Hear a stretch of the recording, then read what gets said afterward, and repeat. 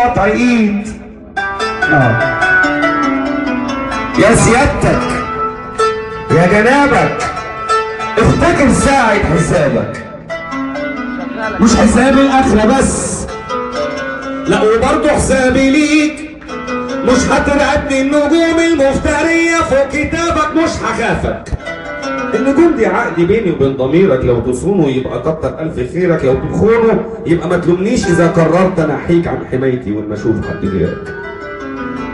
يا رجال الامن نفسي تفهموا دوركم الحقيقي، تفهم اني مش عدوك، نفسي احس انك شقيقي. يا رجال الامن نفسي احس بالامن اما اشوفكم، مش مجرد ان اعدي على الكمين يلبسني خوفكم، ببقى عارف اني مش مشبوه ولا على راسي بطحه، وان كل مواقفي واضحه. بس يا جنابك لما شفت الرشوه بتزين واجهتك، الوطن شك في نزاهتك، الوطن شك في امانه كل اللي قالوا امين، واللي شاف خيط واصل من اللواء لحد الامين. باقي مين باقي مين؟ يا رجال الامن عارف انكم مش كلكم فاهمين غلط، بعضكم انسان حقيقي لكن معظمكم نقط.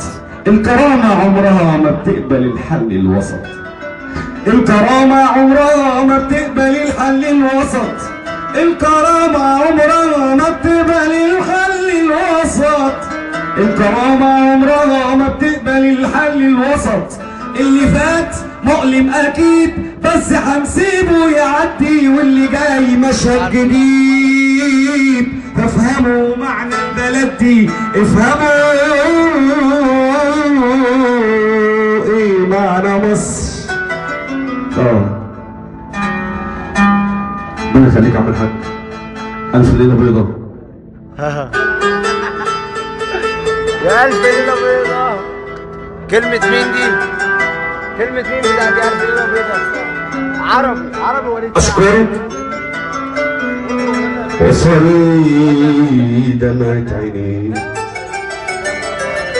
أو عينك تاني، مش هسأل عليك، أنا مش جريح ولا طير دليل.